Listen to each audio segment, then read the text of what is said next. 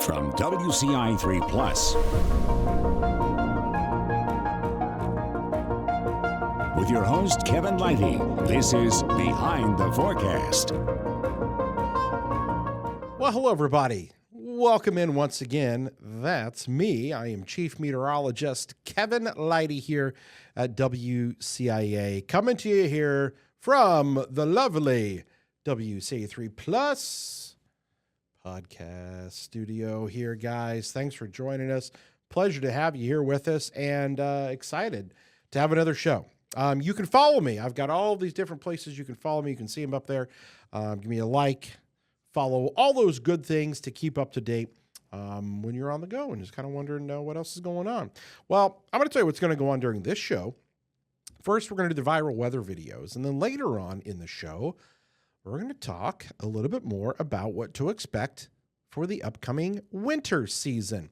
So we've done a little bit, talking with Judy, and we touched a little bit on when we talked with the National Weather Service. I'm going to go a little bit more in depth here. Now, just as a little bit of an FYI, the WCIA 3 Winter Weather Outlook officially is going to air on Wednesday, November 19th. Okay, so I just want you guys to make sure you tune in for that. But for those of you that have taken the time to come and join me right here on the show, Behind the Forecast, I'm going to give you a little bit of a sneak peek into some of the things that I'm monitoring, some of the things that I'm looking at. And so we're going to talk about El Nino and La Nina and some other, things as well, and look at some other forecasts that have already come out for the season. So that is going to come up a little bit later on in the show. But as you all know by now, hopefully you've watched, we are up to episode 19 of the show here. We always start out with the viral weather videos of the week. And we start out here with our number 5 video, the atmospheric river, as they like to call it. So I find it so interesting. Every year there's like a new term that becomes popular, and this year it's the atmospheric river. So basically the jet stream in a position that provides active storm systems. Well, Oregon's getting hit pretty hard.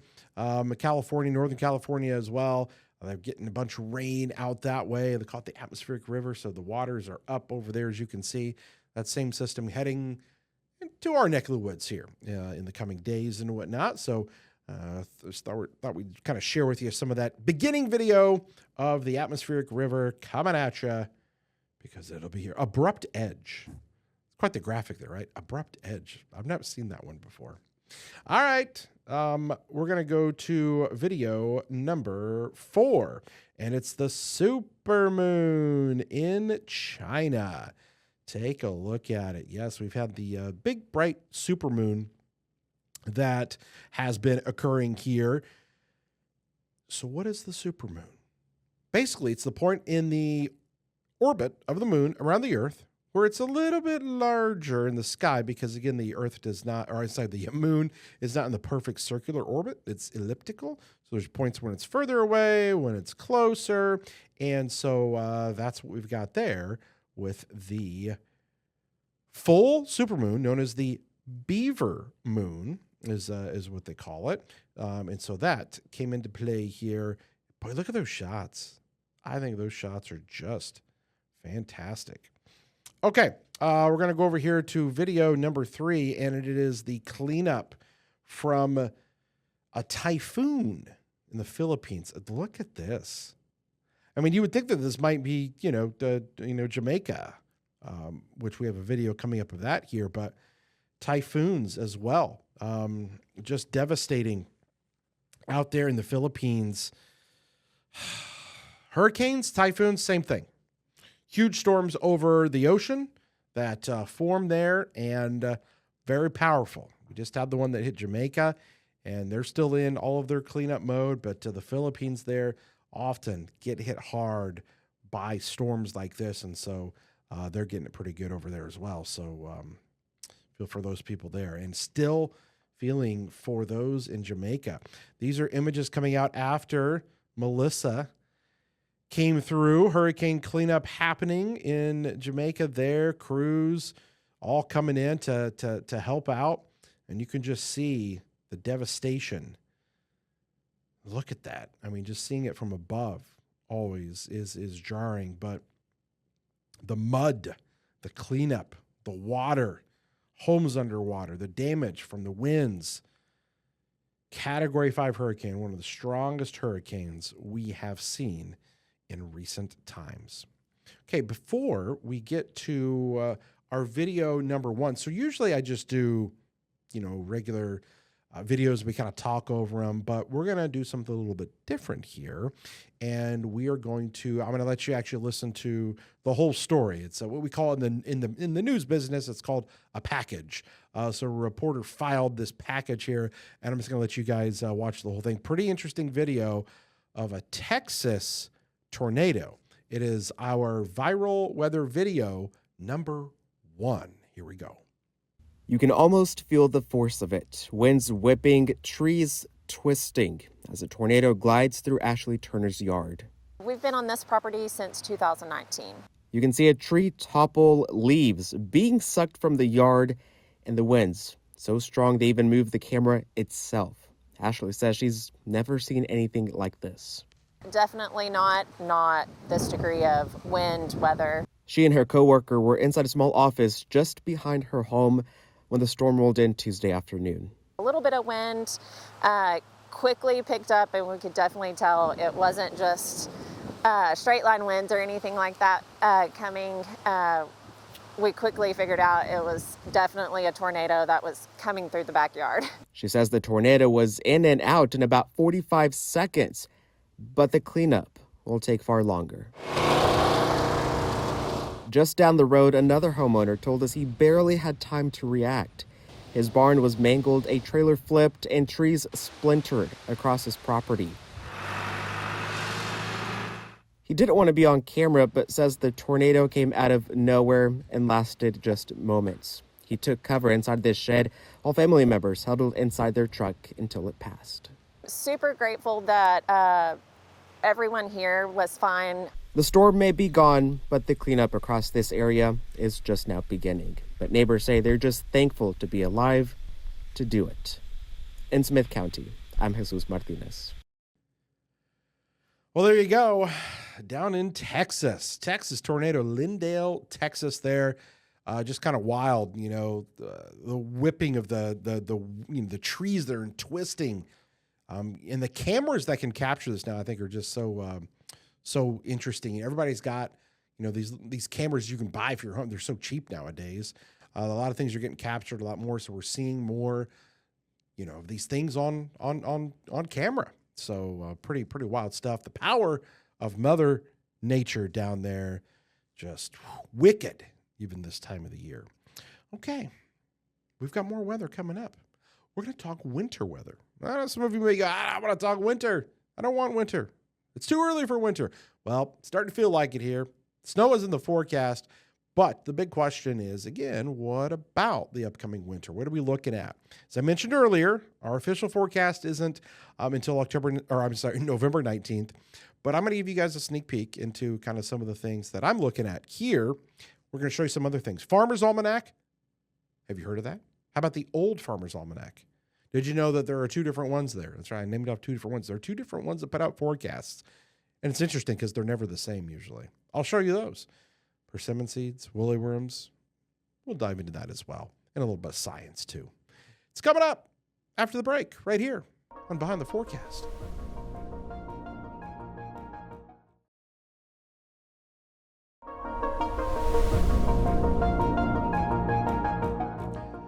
All right, everybody, welcome back into Behind the Forecast. That's me right there, Chief Meteorologist Kevin Lighty. Thanks for joining us again as we are going to be into the second half of the show here, where we're going to talk a little bit more about the winter, the upcoming winter. The number one question I always get, especially this time of the year, well, what's the winter going to be like? What kind of winter are we going to have? It's a tough thing to try and forecast, to come up with. You're looking at long-term models. You're looking at long-term kind of patterns and trying to decipher what's going to happen 3 months down the road, oftentimes in the month of November, as your forecast for December, January, and February. It's not the easiest thing to do. And I've been doing a winter forecast for, I'm going to say, because I've been a chief meteorologist for 18 years now, which is wild. 18 years. I've been in the business for 23, but I've been a chief tasked with coming up with a winter forecast to put out for now 18 years. So a lot of things that we look at here. Have I gotten them all right? No. Have I gotten a lot of them right? Yeah. We can see those kind of things. Now, I can't tell you the exact day it's going to snow 3 months out or even a month out, but we can kind of give you a general idea of what is going to be happening in the atmosphere. Now, if you watched an earlier episode, we talked to the National Weather Service in Lincoln. We talked a little bit about the NOAA forecast, and I just kind of want to give you a little bit of a refresher on what they're showing because I'm going to show you some other forecasts from some other entities as well. So here we go. This is your forecast from NOAA, the seasonal temperature outlook. Basically, they're saying it could go either way. Okay, it could be colder than normal. It could be warmer than normal. Or we might have a little bit of both. And so that's basically what that graphic there is pretty much telling us is, we may have a little bit of everything kind of coming at us. Now, I think this one is more interesting. It's the precipitation. Boom. How about that? Look at that, where we are, of course, over Illinois, Indiana, Great Lakes region, above average. So they're actually seeing a signal that points more towards an above average precipitation winter. But what does that mean? What does that mean?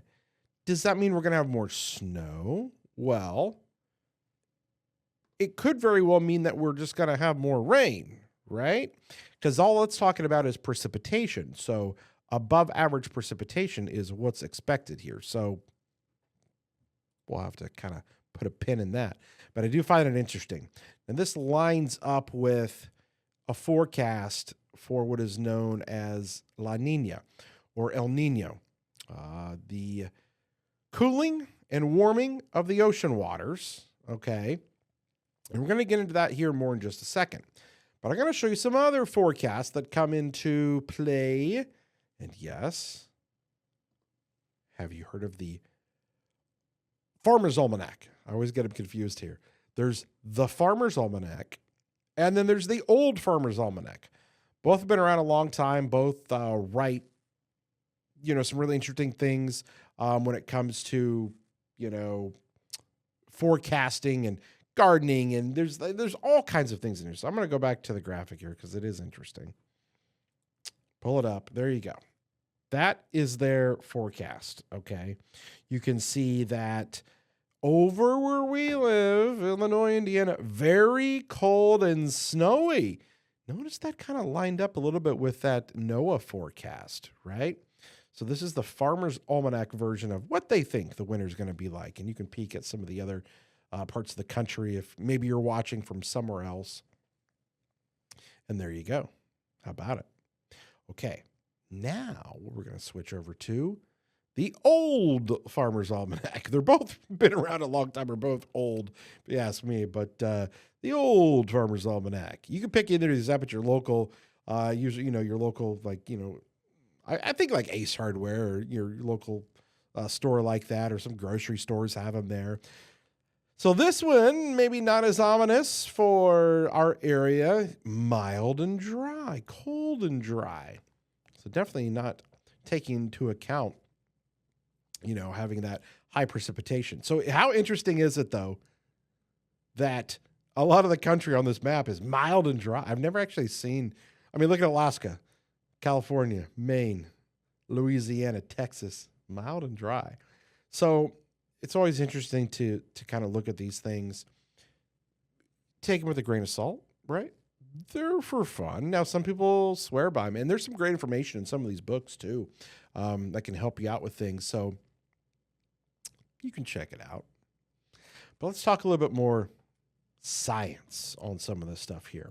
And I mentioned it just a little bit earlier, and bear with me here because I might pull up the wrong graphic. So there is the Farmer's Almanac, but we're going to go to this one here and talk a little bit more about El Nino and La Nina. Now, you've probably heard the terms a lot, but what do they really mean? Basically, as I mentioned before, it is the warming and the cooling of the equatorial Pacific Ocean. So the Pacific right there at the equator, and the warming and cooling of those ocean waters can drive what the weather is going to be like here in the United States, or at least it kind of drives the pattern because it shifts jet streams, it shifts storm patterns, okay? And thus can shift, how temperature profiles will be set up for the season. So an El Nino, okay, is when you have the warming of the ocean waters there on your left side of that graphic there. Then you get the cooling of the ocean waters, which is a La Nina. Now, sometimes there's something called a neutral, and that's when they're right in the middle. When they're not doing anything, when they're not warmer or cooler, they're right normal. And we call that a neutral pattern, which can come into play in forecasting as well. So, what are we looking at here for this year? Well, if we look at some of the model-based probabilistic forecasts, the blue color is a La Nina. Notice the percentage chances there. Gray is neutral, as we mentioned, and red would be El Nino. Well, this year, we've got those cooler ocean waters, okay? So there's a high probability. And you can see the bottom are going to be your months. They're kind of in 3-month intervals there. October, November, December, December, January, so on and so forth. So if you look at just those winter months, we are either, kind of at the La Nina or transitioning as we head into springtime into a neutral pattern. So we're kind of teetering on the edge of what would be considered maybe a weak La Nina pattern, okay? And now you're saying, okay, great. Well, what does that mean as well? Well, we also, look at these El Ninos and La Ninas and try to figure out how strong they are, how weak they are. But in general, if you just look at this graphic here, an El Nino winter typically actually brings drier conditions to our neck of the woods. The jet stream, Pacific jet stream, has that amplified storm track more to the south, the southern part of the United States, okay? And so you get low pressure that develops, out in the Pacific there, and then you kind of get these troughs, and essentially for our neck of the woods, we don't have as snowier of winters. Now, we've had snow during a new winter, so don't get me wrong. But the La Nina patterns are way more conducive for that. And you can see that here on this graphic. And I know it'll be kind of tough to kind of see where we are there on that, but you got to look close. But we are in the wetter pattern, and that lines up with that NOAA forecast. You get high blocking pressure. So the high, kind of develops up there, towards Alaska, and it develops up there, creates that ridge and then trough. You got a ridge and then a trough. And that trough comes down, bringing in system after system, barreling across the plains and tracking sometimes favorably for more snow. Okay, so that's kind of a basic El Nino La Nina explainer. I know there's a lot more that that goes into it, but that's kind of the foundation for where forecasters and meteorologists look at things. Just to begin, there are lots of other factors and things that we have to look at sometimes, but that's just kind of a basic one. So, and let me get back to the correct picture here. So that was that one showing you that. There's your La Nina. But how strong is it going to be? Well, here we go. We look at this. Okay. As I mentioned before, a weak La Nina. So basically that's telling us that the ocean waters are only about a degree, half degree to a degree cooler than normal. And you can see so on and so forth. So it's only about a 2-degree difference. Or maybe I guess you technically say about 4 because 2 on either side of that. But a 2 to 4 degree difference in the ocean waters there. And so it tells us a lot if it's a strong one versus a moderate versus a weak. And then we can go back and look. So this is what I actually do. And this is what I don't want to totally give away within the show here because we're going to do more about it in the winter Weather Outlook special coming up again November 19th. But we look at some of those, then go back and look at what are called analog years. Years that have a similar setup with a La Nina or an El Nino, that have a similar setup with something called the North Atlantic Oscillation and Pacific, we call the P&O. And there's all of these things that we look at here. But we want to go back and look at years that, okay, it was pretty similar. What happened that year? And then look at the numbers and try to compare and contrast that. So I do that in the winter special. So I'll show you some analog years. I'll be like, this is a year that looks similar from the past, and here's what happened that year. And sometimes I model my forecast off of whichever one of those that I choose. So all of that being said, I don't want to give away a ton with the forecast just yet. But the only thing that I will say is we are leaning maybe towards a more winter-like pattern than we've had in the previous years recently. So for snow lovers, is that good for you? We'll see. Now, there's a lot more to get into with that, and we'll be doing that in the forecast special, so tune in.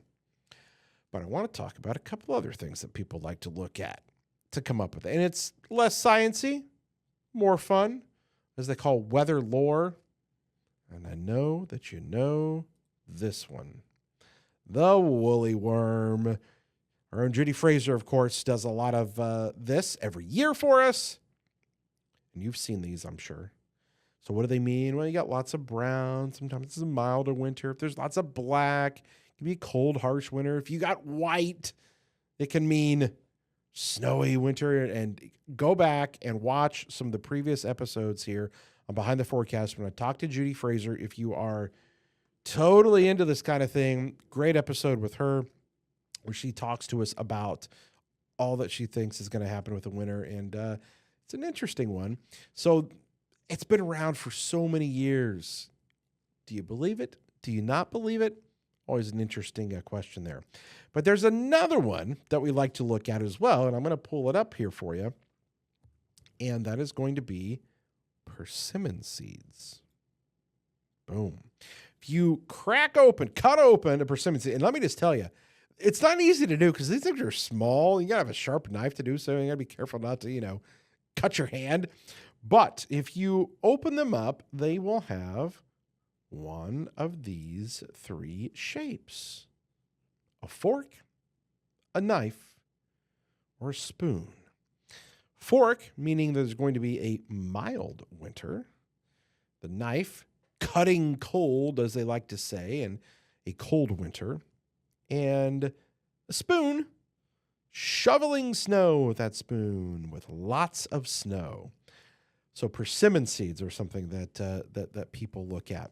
There are many other kind of folklore things that a lot of people, kind of keep up with and like to use as their gauge for what the winter is going to be like. And, here's the thing. There's no right or wrong to it. I think it's fun. I think that everybody, give it a shot. What we try to do is very difficult. So some people maybe don't have as much experience doing it, but you can look at some of these old folklore things. See if they come true. There are other ones that talk about, what's the one about the rabbit? There's one about a rabbit, and there's one about, how many fogs that we have in a certain month. And so there's just so many things. If you Google weather lore or winter weather lore or ways to forecast the winter with weather lore, you'll go down a rabbit hole. There you go. See a rabbit? See what it did there? Of ways that people come up with things. And it's been around for a long time, and it gets passed down from generation to generation. So we like to keep some of that alive. But again, there's still the science part of it. If you want to know more about this, I definitely encourage you guys to tune into the winter weather outlook forecast. And then we post like a whole blog, a whole story on our website. You can even go back and look at our previous. If you just Google WCIA, like former or WCIA, winter forecast from years past, you can find some of those and kind of compare them to maybe what happened in the previous years if you want to, or kind of see some of the other things. I look at solar. Okay, where are we at in the solar cycle? I look at things that are like snow cover up in Canada that we look at, and up in Russia, and how that kind of depicts on what happens here. I know it sounds kind of crazy what's happening so far away, but that's kind of the nature of things. Everything is kind of connected. Telekinesis, and it is an interesting but tough thing to try and forecast and do, but I definitely enjoy it. So November 19th is the winter weather outlook that you can see. It'll be at 6:30 p.m. on WCIA. And then, of course, it'll be on the website and several other things. So I encourage you guys to tune into that to find out much more. But that's actually going to wrap things up here. I've had a great time joining you guys once again. Thanks for being here with us on another episode of Behind the Forecast. We'll see you again next time.